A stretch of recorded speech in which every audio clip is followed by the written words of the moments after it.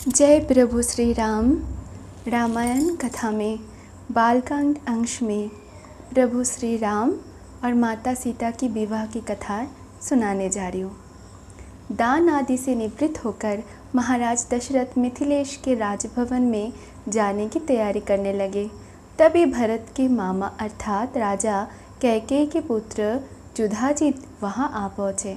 अभिवादन तथा कुशल समाचार जानने के औपचारिकता के पश्चात उन्होंने कैकेयी नरेश का संदेश देते हुए कहा, महाराज, हमारे पिताजी को भरत को देखने की उत्कट इच्छा ही हो रही है, अतः कृपा करके आप कुछ दिन के लिए भरत को मेरे साथ उनके ननिहाल भेज दें। इस संदेश को लेकर मैं अयोध्या गया था, किंतु वहाँ पर ज्ञात हुआ कि आप जनकपुरी गए हुए हैं, इसीलिए मैं भी यहाँ आ गया। महाराज दशरथ ने युधाजित का समुचित सत्कार किया और उन्हें सारा वृत्तांत सुनाया। फिर उन्हें लेकर ऋषियों, मंत्रियों एवं बंधु बांधवों सहित यज्ञशाला के द्वार पर पहुँचे। थोड़ी देर बाद नाना प्रकार के आभूषणों को धारण किए हुए रामचंद्र अपने भाइयों भरत, लक्ष्मण और शत्रुघ्न के साथ उनके पास आकर खड़े हो गए। गुरु वशिष्ठ ने जनक के पास जाकर कहा, हे महाराज, दशरथ अपने पुत्रों के साथ अंदर आने की अनुमति चाहते हैं। इस पर महाराज जनक बोले, हे महर्षि, इस प्रकार अनुमति मांगकर वे मुझे क्यों लज्जित कर रहे हैं? मैं अयोध्या की ही नहीं, मिथिलापुरी के भी स्वामी हैं और मैं तो उनका अंकित दास हूँ। क्या कभी स्वामी अपने सेवक की आज्ञा मांगते हैं? उनसे कहिए, चारों कन्याएं विवाह वेदी पर प्रतीक्षारत है, वे निसंकोच अंदर पधारने का कष्ट करें। शुभ लग्न का समय भी हो रहा है, मैं स्वयं चलकर उन्हें सादर ले आता हूँ। इतना कहकर वे महाराज दशरथ के पास पहुँचे और उन्हें सबको यज्ञ स्थल में ले आए। सबको यथाचित आसन देकर जनक ने उनकी पूजा की। फिर वशिष्ठ जी से बोले, हे ब्रह्मर्षि, आप इन ऋषि मुनियों के साथ विवाह कार्य संपन्न कराइए। आपसे अधिक योग्य पुरोहित और कौन हो सकता है? गुरु वशिष्ठ, महर्षि विश्वामित्र और मिथिला के राजपुरोहित सत्यानंद विवाह कार्य संपन्न कराने लगे।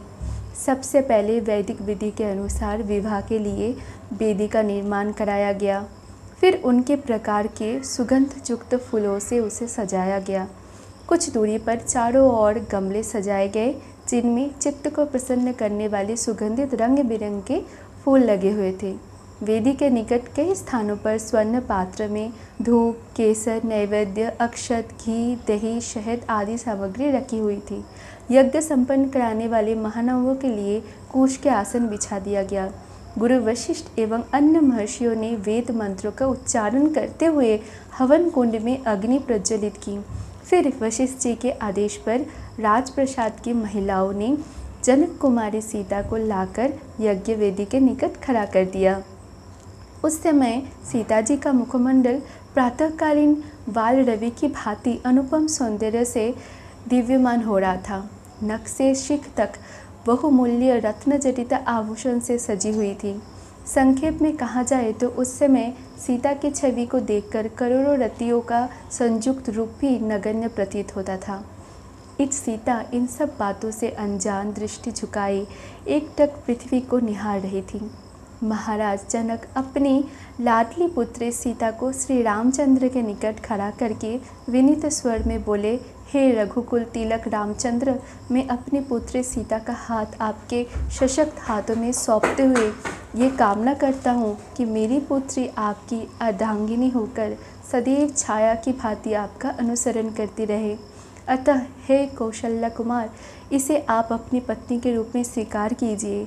आज से ये आपके सुख दुख की संगिनी हुई। ये कहकर राजा जनक ने अंजलि में संकल्प के लिए लिया हुआ जल वेद मंत्रों से पवित्र करके हृदय की संपूर्ण भावनाओं के साथ छोड़ दिया। महिलाएं मंगल गान करने लगी। मृदंग, दुबंदी तथा नाना प्रकार के वाद्य यंत्र का सुमधुर स्वर चारों ओर गूंजकर इस हर्षपूर्ण घटना की सूचना देने लगा। राम और सीता के विवाह के संपूर्ण हो जाने के पश्चात लक्ष्मण, भरत और शत्रुघ्न का विवाह उर्मिला, मांडवी और श्रुतकीर्ति के साथ वैदिक विधि विधान से संपन्न कराया गया।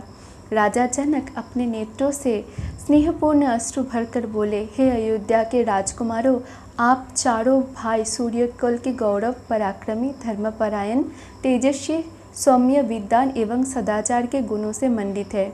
जनकपुरी के इस राजकुल की हार्दिक कामना है कि उसकी ये चारों कन्याएं गुण, कर्म, स्वभाव से आपके अनुकूल बनकर सब प्रकार से आपकी सुयोग्य अर्धांगिनियां सिद्ध हो। इसके पश्चात वशिष्ठ जी की आज्ञा से चारों राजकुमारों ने अपनी अपनी नवविवाहित पत्नियों के साथ अग्नि की प्रदक्षिणा की। विवाह संपन्न होने के पश्चात महाराज दशरथ समस्त मंत्रियों, ऋषिमुनियों और सपत्नीक राजकुमारों के साथ अपने ठहरने के स्थान पर चले गए। जनकपुरी में रात्रि विश्राम करके प्रातःकाल मुनि विश्वामित्र विदा लेकर उत्तराखंड की ओर चले गए।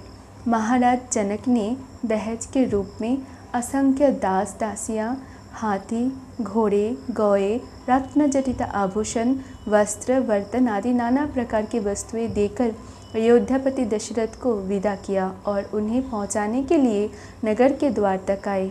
वे हाथ जोड़कर बड़ी नम्रता के साथ बोले, हे राजन, मुझे सब प्रकार से अपना दास समझकर मुझ पर कृपा बनाए रखिए। मैं एक बार फिर आभारपूर्वक कहना चाहता हूँ कि आपने मेरे कुल के साथ संबंध स्थापित करके मुझे गौरवान्वित तक किया। मेरी कन्याएं आपकी आज्ञाकारिणी एवं दोनों कुलों का गौरव बढ़ाने वाली हो, ये मेरी मनोकामना है। फिर उन्होंने तथा कुशध्वज ने अश्रुपारो कन्याओं को आशीर्वाद देते हुए विदा किया। जय प्रभु श्री राम। प्रभु श्री रामचंद्र और माता सीता के विवाह की कथा संपूर्ण हुआ।